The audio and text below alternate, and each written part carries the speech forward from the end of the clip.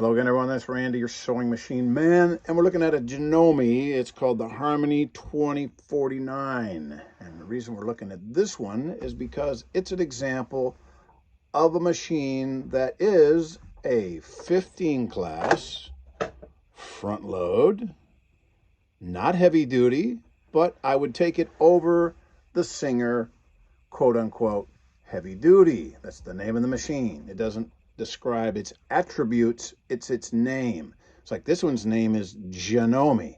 The Singer Heavy Duty's name is Heavy Duty. It's just a name. But I get lit up in the comments section from people who think that I'm making some sort of a personal affront to their dignity, their character, or their judgment when I tell them I don't care for the Singer Heavy Duty.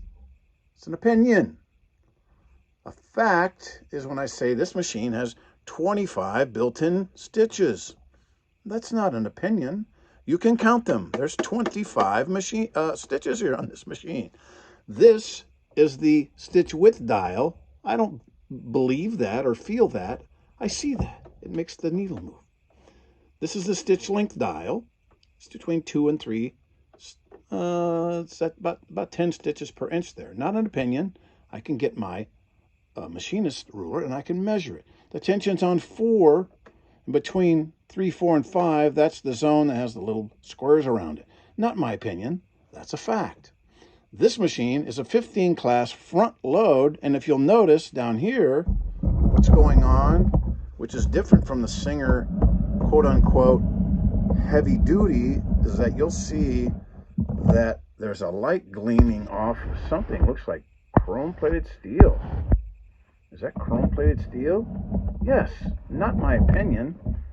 That's factual. It's a 15-class front-load setup, which, in my opinion, is superior than the Singer drop-in bobbin with the plastic bobbin case, plastic position, a lot of plastic. So I prefer metal over plastic. That's my opinion.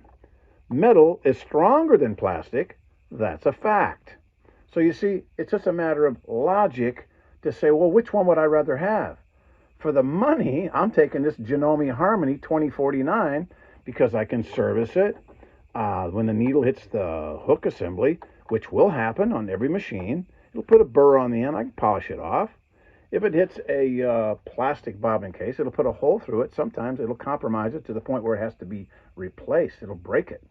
This needle plate will not bend. I don't have to take it off and show you that it won't bend. You can take my word for it. It's not like the Singer Heavy Duty that I showed you the other day where I could bend it almost 45 degrees. I didn't have an opinion that it would bend 45 degrees. It was an observation of fact, and everybody saw that. So I just want to clear the air for the folks who get all riled up. Oh, I delete a lot of the comments because they just get really completely out of hand about the sewing machines. I get pretty fired up about sewing machines, but not to the point where I want to go to war over a sewing machine, whether one's better than the other. There's a lot of good machines out there. Lots of good machines out there. There's some out there that aren't very wonderful. That's my opinion. I've been doing this for 51 years, and I can tell you which ones are going to fail. I have to go down to the pawn shops and buy machines.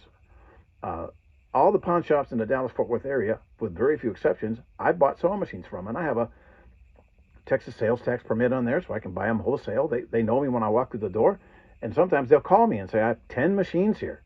Do you want them? And I said, well, what's the deal? All or none? You have to take all of them. What's the price? Back then it was like $15 a machine, 20 a machine, 30 a machine, depending on where it was at. And I'd go in there, and I wasn't allowed to take the lids off. I was allowed to buy the machines, all or none. You want all 10 of them or none of them? I said, give me all 10 of them. And I could look and see, don't want it, don't want it, don't want it. I could tell the carrying cases they were in, but I want it. So I would spend too much for some of them, and the other ones I'd strip for parts, which I still have, by the way, because those machines didn't get rebuilt because they were no good. So I have a real good eye for what's quality, what works, what doesn't work. The 15 class front load setup, like it's on a 15 class 158 series Kenmore, tried and true. This doesn't have metal gears. It has plastic, not plastic, but the nylon gears. And if you don't challenge this machine and go berserk and think it's heavy duty, which it's not, like the Singer quote unquote heavy duty is, in my opinion, not heavy duty, because I think there is some sort of a implied standard there. It's an implied standard of maybe it's kind of robust, hardy, you know, super duty, heavy duty, all those things are just terms, marketing, but they imply things. And on this one, if you like my opinion, nice little machine. For the money, I would take this over the heavy duty. I'd take this over a lot of electronic machines because I know I could service it, get it fixed. This one came in for servicing. It had run dry of oil, and we had to get some oil in all the different metal connectors, get everything that slides and rotates and hinges and, anything that moves, give it a drop. Got it going, and now it's a nice little machine.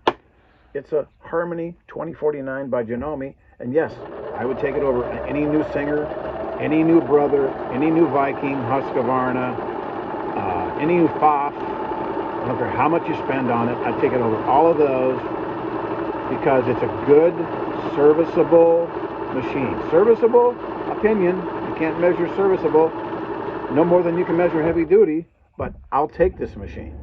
If you can find one of these, buy it. Based on what? My opinion. And my opinion is just based on experience. So, Janome, Harmony 2049, buy it.